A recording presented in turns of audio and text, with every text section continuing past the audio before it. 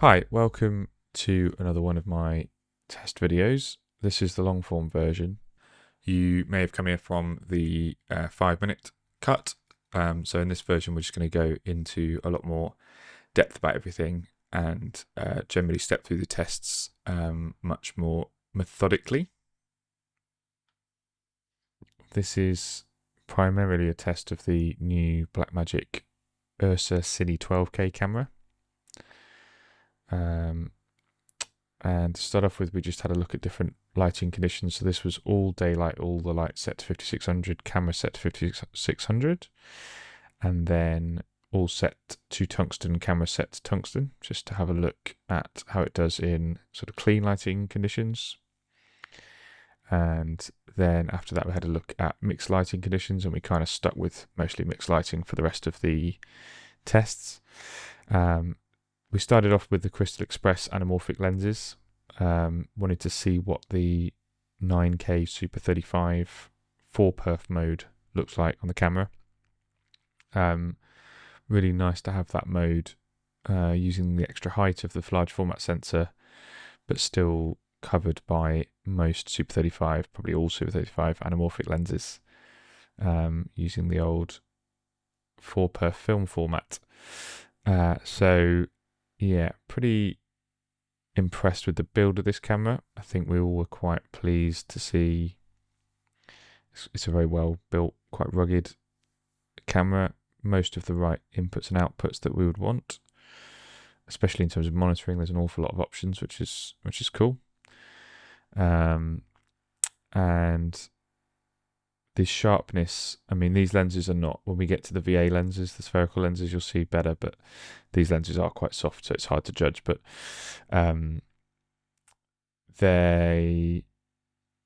it's not, for a 12K sensor, it's not as sharp as you would expect it to be. They've done a good job with the OLPF, I think, the low pass filter, to not make it feel clinical. It feels actually like a lower resolution camera than it is, and I'm not particularly interested in it for the resolution. That's not what interests me about it.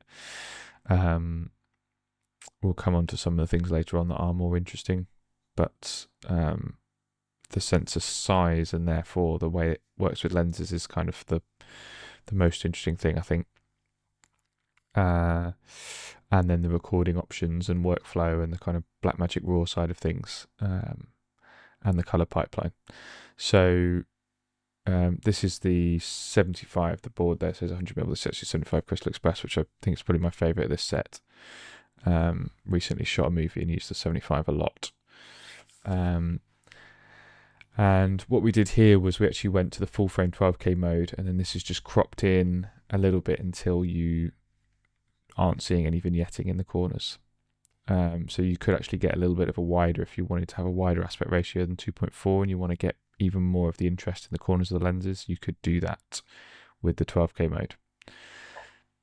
So now this is into the VA lenses, spherical large format lenses. That 14mm is pretty crazy. We were up to about an inch from Nick's nose there. The distance that you feel on that 14mm actually is kind of the distance between the sensor and the subject, not the end of the lens and the subject. We were almost touching Nick with the front of the lens there, which is pretty incredible. That 21 is very nice, and really for me the star was this 50. That's why we kind of did the rest of the tests after this on the 50. We kind of stayed with it because it's a great lens, beautiful focal length on full frame, on the full frame sensor. Nice, quite controlled flares. That little, sort of went back to get it a second time. That little flare you get there is very very nice. Seen that on a few sets of lenses now. That's a lovely lovely soft flare that comes in there that feels very organic. This is graded, so I don't particularly have any interest in doing tests where you just leave it kind of vanilla out of the camera, because I would never do that on a project. I'd never even do that on set, so I don't see any sense in testing a camera that way. I'm interested to see how the camera can be pushed and pulled with the colors and contrast, and also the look. So this is actually flipping to 709, so you can see that is what it looks like out of camera, and this is what it looks like with the grade on it. But this color grade is all I've done is a little color balance, but the sort of lookup table that it's based off of, the grade it's based on, is something I've shot several films on a bunch of different cameras with, so I know what I'm looking for, what the lookup table is doing, and therefore I can kind of assess how the camera is working behind that, and see how much we can push and pull the image. So it's not an empirical test, it's more about testing how I work within my workflow, my color pipeline. So we just wanted to get a bit of movement, just to see how these lenses feel at different angles on the face here. So just kind of playing with the jib a little bit.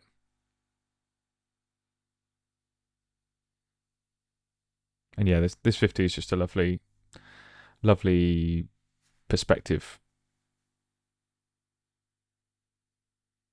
And then we jumped up to the 80mm, and I think we also did a little bit of a lighting tweak between the last shot and this one as well. So the lighting's a little bit fine-tuned. I think we had a little break while the camera guys were doing something, so we made some tweaks and just fine-tuned the lighting a little bit more. So it's not a reflection on the lenses, it's just the lighting's a little bit I'd say better or different between the last shot and this one.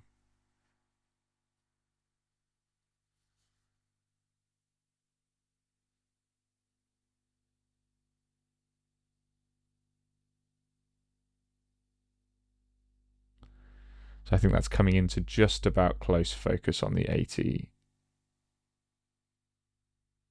Yeah, I think we've just passed, so that's close focus there. Really nice for a close-up lens. And this is where you can really start to see there is a lot of detail there, and there is a lot of sharpness, but it's not off-putting.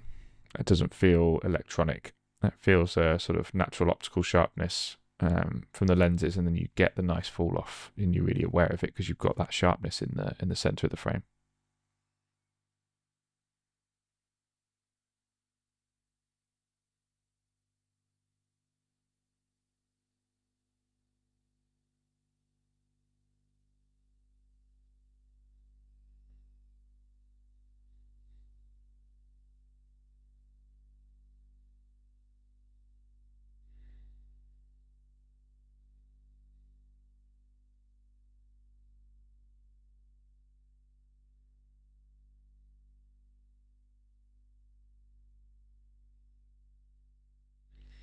Again, doesn't flare an awful lot, but the flares where they come are nice and soft.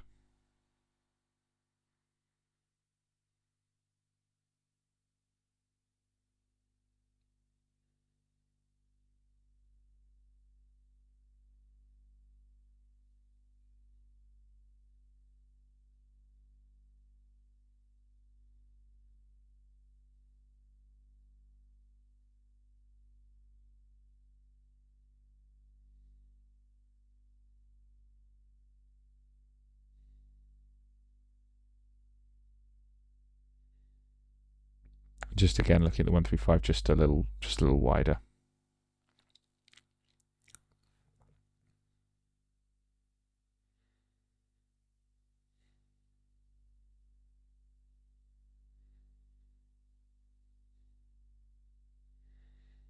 And challenging the focus puller with a little push in on a 135 wide open with no cine tape or marks. Yeah. Not even a map lens.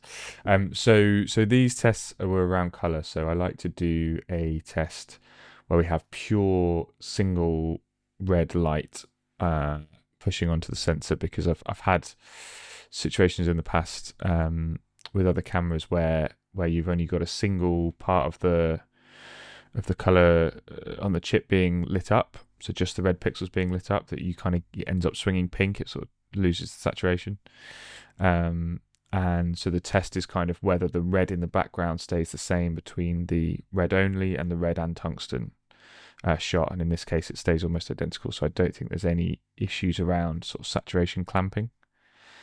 This is where we did a kind of a stronger, sort of more kind of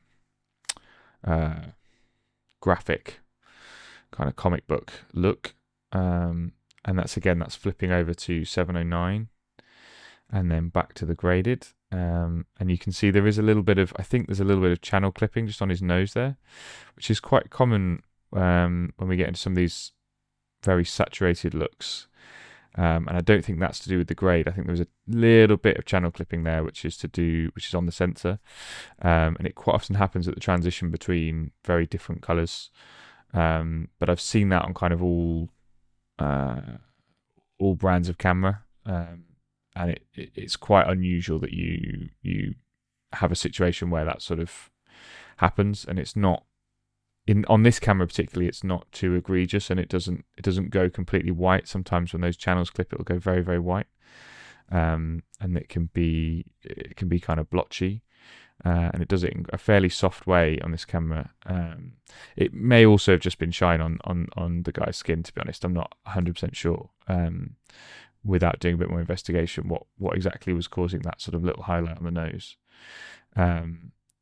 But yeah, you can sort of see it a little bit now as we go through these kind of color changing test as well. So this is ISO, so just wanted to run through all the main ISOs on the camera. So 200, 400 and 800 feels to me like the noise floor is very similar. I would probably be happy switching between 2.4 and 800 without worrying too much at any point about things matching. 1000 and 1250, we're starting to get a little bit more noise coming into the shadows in the mids there. And then 1600, definitely some noise, and I would want to kind of noise reduce this in the grade, but it's usable. And then I think 3200, I think there's too much noise there, and that wouldn't be a level that I would find acceptable or would be able to kind of reduce without some artifacts. So then we did a little bit of a handheld test just to get a sense of how the camera feels. I think you can kind of feel the weight of a camera when you are handheld. And this is quite a weighty and like densely weighted camera, which I think is quite nice for handheld. I think that would be good. It has a nice sort of planted sense of motion. The readout on the sensor is incredibly fast. I don't think we recorded any of these tests because I always think it's a bit unfair to waggle the camera left to right, because you wouldn't really ever do that in real life. But there's almost no rolling shutter visible. It's very, very, very good, which is one of the things that had been reported about this camera. But I'm very impressed with the lack of rolling shutter. It's going to make it very good for action work. It's going to make it very good for plate work, which I suspect this might find quite a lot of use in due to the resolution. So yeah, very impressive. So we're just doing a few more close-ups. This is some 48 frames. So we've also got a wide range of over crank options available. So depending on the frame rate, and I don't think it depends on the compression. I think it just depends on the recording resolution. So you can do 12k, which I think will go up to 60 frames. You can do 8 or 4K, but you don't have to actually drop the amount of the sensor you're using, so your lenses stay the same. I think it's just pixel binning to do a lower resolution. And then you can go, which I'll show in a minute, if you go in 8K 2.4 to 1 mode, you can go up to 224 frames a second, which is really very useful high speed mode to have for these sort of things, for stylistic scenes. This could be really useful and for action scenes as well. So yeah, anything over 200 I think is really kind of, you're almost into specialist territory with the kind of the phantoms. The red cameras can do similar things like this, but this is a really useful tool to have, and this is the full sensor size, so we're not cropping in on the lens, which a 135 is still our 135 full frame size lens. I think it's just kind of pixel binning to down res to the 8K, but without a lot of added noise or particularly anything in terms of aliasing visible. yeah, without doing charts, it's hard to say exactly, but yeah, looks really good. So now moving on to the second day of testing at Cooke Optics. We wanted to have a look at all of their full frame options on the camera. And this was more just to get a feel of the lenses. I'm actually shooting a short film very shortly on the 12k URSA and S8s. So we wanted to have a look at S8s on the camera and kind of dial in the look we were going to use for the short film, and also a little bit of comparison between their different full frame lenses. So this is the sort of S7 anamorphics, full frame anamorphics with the 1.8 squeeze, which are gorgeous on this camera. I think they're a very, very good combination with any full frame camera really, but works great with the 12k.